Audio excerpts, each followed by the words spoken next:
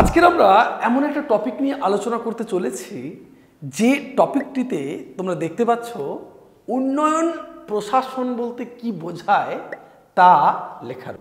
উন্নয়ন প্রশাসন অর্থাৎ এমন একটা প্রশাসন ব্যবস্থা যে কিনা উন্নয়নের জন্য কাজ করবে।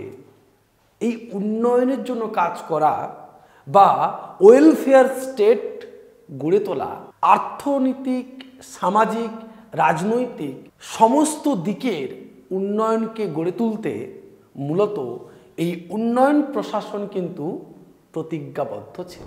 আমরা এর কিছু ব্যাকগ্রাউন্ড না জানলে আমরা কিন্তু এই উন্নয়ন প্রশাসন বলতে কি বোঝায় সেটা বুঝতে পারবো না। হাই, মাইসেলফ আশিস কর, পলিটিক্যাল একাডেমি ইউটিউব চ্যানেলে সবাইকে স্বাগত জানাচ্ছি। আমরা মূলত জনপ্রশাসনের প্রত্যেকটা পার্ট নিয়ে ছোট ছোট করে ভিডিও করে তোমাদের সামনে নিয়ে আসছি, খুব সহজেই যাতে রাষ্ট্রবিজ্ঞান তথা পাবলিক অ্যাডমিনিস্ট্রেশনের সমস্ত বিষয়গুলো সহজে উপলব্ধ করতে পারো। তার জন্য কিন্তু আমাদের ইউটিউব চ্যানেলে সম্পূর্ণ কোর্সগুলো এখানে ফ্রিতে করা হচ্ছে। তাই এখনো পর্যন্ত যদি আমার চ্যানেলটিকে সাবস্ক্রাইব না করে থাকো অবশ্যই করে ফেলো, আর ভিডিওটি ভালো লাগলে লাইক করতে ভুলবে না। চলো আজকের এই উন্নয়ন প্রশাসন নিয়ে কথা বলি। এই উন্নয়ন প্রশাসন কখন গড়ে উঠল? মূলত যখন দ্বিতীয় বিশ্বযুদ্ধ শেষ হচ্ছে সেই সময়কার কথা তুমি কল্পনা করো। দ্বিতীয় বিশ্বযুদ্ধের যে দামামা, প্রথম বিশ্বযুদ্ধ শেষ হচ্ছে, দ্বিতীয় বিশ্বযুদ্ধ শুরু হচ্ছে, দ্বিতীয় বিশ্বযুদ্ধের আবার 1945 সালে দ্বিতীয় বিশ্বযুদ্ধ শেষ হচ্ছে।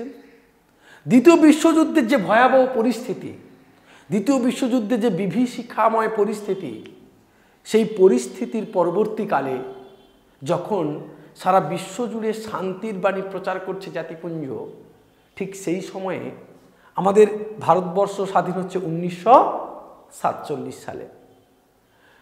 পাকিস্তান স্বাধীন হচ্ছে, পরবর্তীকালে 1971 সালে বাংলাদেশ স্বাধীন হচ্ছে। আমাদের এশিয়ার, আমাদের ল্যাটিন আমেরিকার বিভিন্ন যে দেশগুলো রয়েছে, এশিয়া, আফ্রিকা, ল্যাটিন আমেরিকার বিভিন্ন যে দেশগুলো রয়েছে তারা কিন্তু ধীরে ধীরে স্বাধীন হচ্ছে। অর্থাৎ এতদিন ধরে যে পরাধীনতার শৃঙ্খলে ছিল সেই পরাধীনতার শৃঙ্খল থেকে মোচন হয়ে তারা স্বাধীনতা প্রাপ্তি পাচ্ছে। তোমরা এখন থেকে ওই স্বাধীনতার সময়ে চলে যাও, পিছিয়ে যাও, 1947, 45, 50, 60 এই দশকের দিকে তাকে দেখো। সেই সময় কি চলছে? একদিকে যারা সদ্য স্বাধীন রাষ্ট্রগুলো হলো তাদের অর্থনৈতিক সমস্যা, রাজনৈতিক সমস্যা তো বটেই, বিভিন্ন রকম সামাজিক সমস্যা, চারিদিকে ক্ষুধা, মানুষের অপুষ্টি, মানুষের মধ্যে সামাজিক বিশৃঙ্খলা, রাজনৈতিক বিশৃঙ্খলা, অর্থনৈতিক হাহাকার। সেই সময়ে এই সমস্ত দেশগুলোতে কিন্তু চলছিল, যে সমস্ত দেশগুলো উপনিবেশের বন্দিতে ছিল, ঔপনিবেশিক হিসেবে যারা ছিল, ঔপনিবেশিকতার শৃঙ্খলে যারা ছিল, তাদের কিন্তু এই সমস্যাগুলো চারিদিক থেকে জড়িয়ে ধরেছিল। তাহলে তারা করবেটা কি? করবেটা কি? চারিদিক থেকে এই সমস্যা, এই সমস্যার পরিপ্রেক্ষিতে এই সমস্ত দেশের প্রয়োজন হয়ে পড়ল উন্নয়ন প্রশাসনের। যে প্রশাসন দেশের উন্নয়নকে আনতে পারে, সামাজিক, রাজনৈতিক, এমনকি অর্থনৈতিক উন্নয়ন। এইভাবেই কিন্তু ধীরে ধীরে জনকল্যাণকর রাষ্ট্র গড়ে উঠল, ওয়েলফেয়ার স্টেট গড়ে উঠছে, এবং এইভাবেই গড়ে উঠছে উন্নয়ন প্রশাসন বা ডেভেলপমেন্ট অ্যাডমিনিস্ট্রেশন। যে প্রশাসন কি করবে? যে প্রশাসন একটা দেশের সামগ্রিক উন্নয়নকে পরিচালিত করবে, সামগ্রিক উন্নয়নের দিকে নিয়ে যাবে। এর জন্য ভারতবর্ষে গড়ে উঠেছিল পরিকল্পনা কমিশন, তাই না? কিভাবে পরিকল্পনা করা হবে, কিভাবে ভারতবর্ষের প্রশাসনিক ব্যবস্থা চলবে, সেই পরিকল্পনা কমিশন কিন্তু ঠিক করত। তাহলে তোমরা বুঝতে পারছো যে এই উন্নয়ন প্রশাসনের জন্ম কিভাবে ঘটলো। এবার আমরা দেখব যে উন্নয়ন প্রশাসন সম্পর্কে বিভিন্ন বিজ্ঞানীগণ, বিভিন্ন রাষ্ট্রবিজ্ঞানীগণ, বিভিন্ন তাত্ত্বিক যারা রয়েছে তারা কি বলছে? উন্নয়ন প্রশাসনের একটা সংকীর্ণ অর্থের সংজ্ঞা আছে, একটা ব্যাপক অর্থের সংজ্ঞা আছে। বিশেষ করে এখানে সংজ্ঞাতে বিশেষ করে এই যে মন্টেগোমারি এবং ফেইনস্ট এই দুজনই যে সংজ্ঞা দিয়েছেন সেটা যে সংকীর্ণ দিক থেকে একটা সংজ্ঞা প্রদান করেছেন। তারা কি বলছেন? তারা বলছেন উন্নয়নশীল রাষ্ট্রগুলো স্বাধীনতা লাভের পর আধুনিকীকরণের জন্য যেসব নতুন ধরনের কাজ শুরু করে সেগুলোই উন্নয়ন প্রশাসন নামে পরিচিত। উন্নয়নশীল যে রাষ্ট্রগুলো বা যারা সদ্য স্বাধীনতা লাভ করেছে যে সমস্ত রাষ্ট্রগুলো, তারা তাদের আধুনিকীকরণের জন্য, রাষ্ট্রগুলোর আধুনিকীকরণ, মডার্নাইজেশন বা উন্নতির জন্য যেসব নতুন ধরনের কাজ শুরু করেছে বলছে সেগুলোই হচ্ছে উন্নয়ন প্রশাসন। এখানে তিনি কিন্তু এই যে আধুনিকীকরণের জন্য যেসব নতুন কাজ বলতে তিনি সব ধরনের কাজকে বোঝাননি, এটাই হচ্ছে সংকীর্ণ। তিনি শুধুমাত্র কোন দিকেরটাকে বুঝিয়েছেন? দেখো এখানে বলছে, দেখো এই ধরনের কাজ বলতে শুধু মূলত অর্থনৈতিক ব্যবস্থা পরিবর্তনের জন্য যেসব কাজগুলোর প্রয়োজন সেগুলোকেই বুঝিয়েছেন। যে অর্থনৈতিক ব্যবস্থার পরিবর্তনের জন্য যে সমস্ত কাজগুলো করা দরকার সেই কাজগুলোকেই শুধুমাত্র এই দুজন বুঝিয়েছে যে এটা করতে পারলেই সেটাই হচ্ছে উন্নয়ন প্রশাসন বা উন্নয়ন প্রশাসনের কাজ। এটা শুধুমাত্র অর্থনৈতিক উন্নয়নকে এরা দেখেছেন। সামাজিক উন্নয়ন এবং রাজনৈতিক উন্নয়নের কথা এরা বলেননি। এটাকে মনে রাখতে হবে তোমাদেরকে। কি বলছে দেখো, সামাজিক ক্ষেত্রে পরিবর্তন অর্থাৎ বিশেষ করে স্বাস্থ্য শিক্ষা ক্ষেত্রে যেসব নতুন কর্মসূচি নেওয়া প্রয়োজন এগুলোকে তারা উন্নয়ন প্রশাসনের অন্তর্ভুক্ত করেননি। অর্থাৎ সংকীর্ণ অর্থে কিন্তু উন্নয়ন প্রশাসনকে তারা বুঝিয়েছে যে শুধুমাত্র অর্থনৈতিক উন্নয়নের জন্য যে সমস্ত পদক্ষেপগুলো করা প্রয়োজন সেটা যদি করতে পারা যায় বা সেটাই করাকে উন্নয়ন প্রশাসনের কাজ বা উন্নয়ন প্রশাসন বলেই মন্তব্য করেছে। এবার দেখব ব্যাপক অর্থে উন্নয়ন প্রশাসন কি বলছে। লক্ষ্য করে দেখো এখানে লুসিয়ান পাই ফ্রেডরিক্স এখানে খুব গুরুত্বপূর্ণ। লুসিয়ান পাই ফ্রেডরিক্সের মতো তাত্ত্বিকরা প্রশাসনকে আরো ব্যাপক অর্থে প্রয়োগ করছে এবং বলছে যে প্রক্রিয়ার মধ্য দিয়ে একটি সংগঠন প্রগতিশীল রাজনৈতিক, অর্থনৈতিক, সামাজিক লক্ষ্যের দিকে এগোয় তাকে উন্নয়ন প্রশাসন বলে। একটা প্রতিষ্ঠান, একটা সংস্থা, একটা রাষ্ট্র ব্যবস্থা সে যদি অর্থনৈতিক দিক থেকে, রাজনৈতিক দিক থেকে, সামাজিক দিক থেকে প্রগতির দিকে এগোতে থাকে, উন্নতির দিক থেকে এগোতে থাকে, তাহলে সেই প্রশাসন ব্যবস্থাকেই বলবো আমি উন্নয়ন প্রশাসন। অর্থাৎ সমস্ত দিকের উন্নতির কথা বলছে, শুধুমাত্র অর্থনৈতিক উন্নয়নের কথা বলছে না। এরা অর্থনীতির পাশাপাশি রাজনৈতিক উন্নয়ন এবং সমাজের সকল ক্ষেত্রের উন্নয়নের কথা কিন্তু এরা বলার চেষ্টা করছে। অর্থাৎ এরা সংজ্ঞাটাকে ব্যাপক অর্থে ব্যবহার করছে, এটা কিন্তু তোমাদের ক্ষেত্রে মনে রাখতে হবে। অর্থাৎ দেখো এখানে বলছে, দেখো সদ্য স্বাধীন এশিয়া আফ্রিকা রাষ্ট্রগুলোর জাতি গঠন উন্নয়ন প্রশাসনের মূল লক্ষ্য কিন্তু এখানে প্রথমত নেশন বিল্ডিং, জাতি গঠন, এবং দ্বিতীয়ত ক্ষেত্রে যা যা উদ্যোগ এবং কর্মসূচি গ্রহণ করে তাই উন্নয়ন প্রশাসনের অন্তর্ভুক্ত। জাতি গঠন করার জন্য যা যা কাজ করা প্রয়োজন একটা প্রশাসনের, সেই উদ্যোগ যখন আমি গ্রহণ করছি সেটাকেই বলছে উন্নয়ন প্রশাসন। এই দৃষ্টিকোণ অনুযায়ী উন্নয়ন প্রশাসনকে একটি ব্যাপক অর্থে স্বীকার করা হয়, যেখানে রাজনীতি, অর্থনীতি এবং সামাজিক মূল্যবোধ ও প্রশাসন অঙ্গাঙ্গিকভাবে জড়িত থাকে। যেখানে সমস্ত ক্ষেত্রে রাজনীতি, প্রশাসনিক এবং সমস্ত মূল্যবোধ যেখানে উন্নতির শিখরে পৌঁছয়, যেখানে প্রগতির দিকে পৌঁছয়, সেটাকেই বলা হচ্ছে উন্নয়ন প্রশাসন। এই উন্নয়ন প্রশাসন আরও বিস্তৃত আলোচনা করতে চায়। বিস্তৃত কেন বলছে, দেখো যে এই উন্নয়ন প্রশাসন হলো একটি ভিন্ন ধরনের জনপ্রশাসন, এক ধরনের জনগণের স্বার্থে কাজ করে, জনগণের উদ্দেশ্যে কাজ করে, জনগণের উন্নতির জন্য কাজ করে, তাই একে জনপ্রশাসন বলা হচ্ছে। বলছে কাঠামোগত দিক থেকে উন্নয়ন প্রশাসন নতুন ধরনের সংগঠন চায়। কাঠামোগত দিক থেকে সমস্ত দেশের আইন বিভাগ, শাসন বিভাগ যে কোনো বিভাগ তাদের কাঠামোগত উন্নতি চাইছে, পরিবর্তন চাইছে।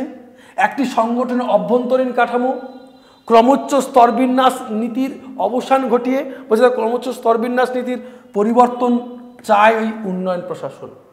বলছে ক্রমোচ্চ স্তরবিন্যাস নীতি মানে আমার উপরে আরেকজন থাকবে, তার উপরে আরেকজন থাকবে, অর্থাৎ একদম সর্ব উপরে যা থাকবে তার কথা আমাকে মেনে চলতে হবে। বলছি এইরকম ধরনের যে আমলাতান্ত্রিকতা, এইরকম যে প্রশাসনিকতা, তারও কিন্তু পরিবর্তন দরকার। একটা উন্নত প্রশাসন ব্যবস্থা গড়ে তুলতে গেলে জনপ্রশাসনের প্রতি দায়বদ্ধ একটা স্বচ্ছ প্রশাসন, উন্নয়ন প্রশাসন কি বলে? উন্নয়ন প্রশাসন বলছে একটি স্বচ্ছ, ফেয়ার, বলছে বিকেন্দ্রীকৃত, জনগণের প্রতি দায়বদ্ধ একটা প্রশাসন ব্যবস্থা প্রয়োজন, যে জনগণের প্রতি দায়বদ্ধ থাকবে। আমি যে কাজটা করলাম সেই কাজের জন্য যদি আমি দায়বদ্ধ না থাকি, অর্থাৎ আমি এমন একটা কাজ করে দিলাম, যা হয়ে গেল গেল, আমার কোনো দায় নেই, বলছে এরকম প্রশাসন পাওয়া দরকার নেই।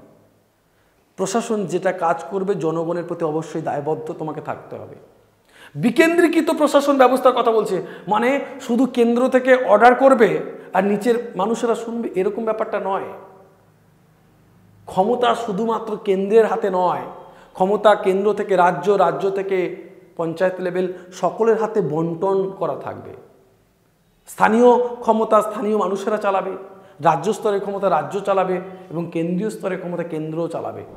অর্থাৎ ক্ষমতার এই যে বিকেন্দ্রীকৃত প্রশাসনিক ব্যবস্থা, প্রশাসন ব্যবস্থার ক্ষেত্রে এই বিকেন্দ্রীকরণ, এটাও কিন্তু তারা চেয়েছিল।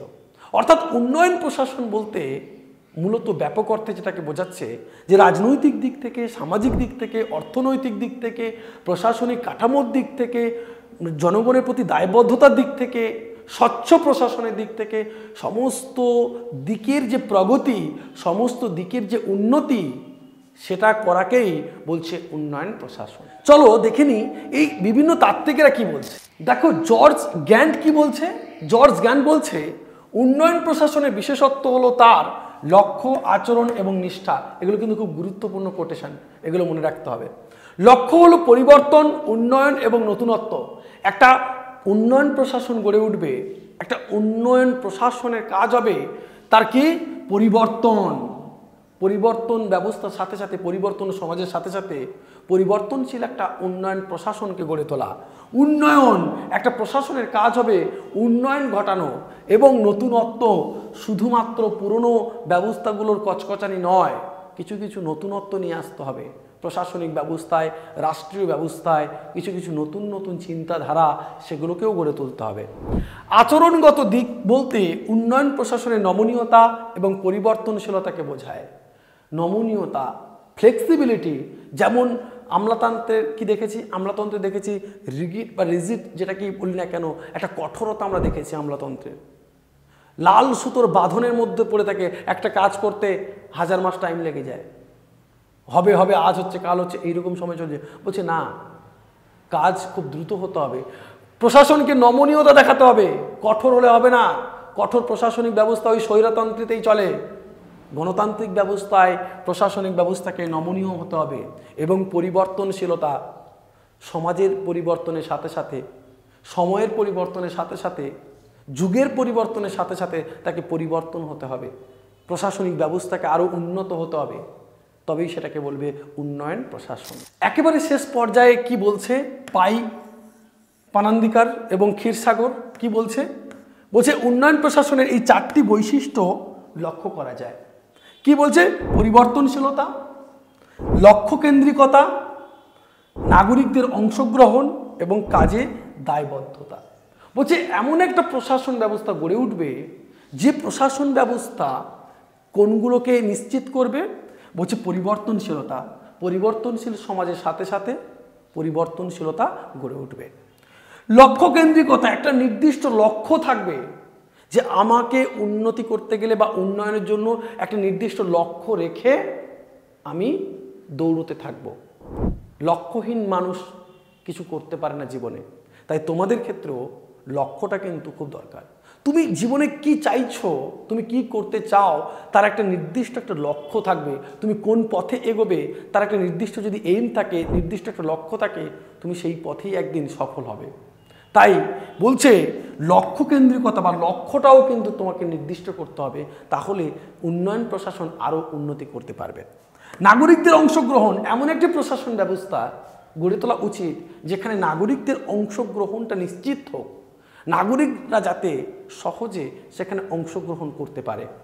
চতুর্থ কি বলছে, কাজে দায়বদ্ধতা, যে কাজটা করছি তার প্রতি আমার যেন দায়বদ্ধ থাকে, আমি যেন অ্যাকাউন্টেবিলিটি গড়ে তুলতে পারি। অর্থাৎ দায়বদ্ধ বলতে যে কাজটা করলাম যদি আমি ভুল করি কাজে, আমি ক্ষমা চেয়ে নেব যে না আমারই এটা দায়, আমারই ভুল হয়েছে, এই দায়বদ্ধতা যদি থাকে, এটা হলে তবেই একটা উন্নয়ন প্রশাসন গড়ে উঠতে পারবে।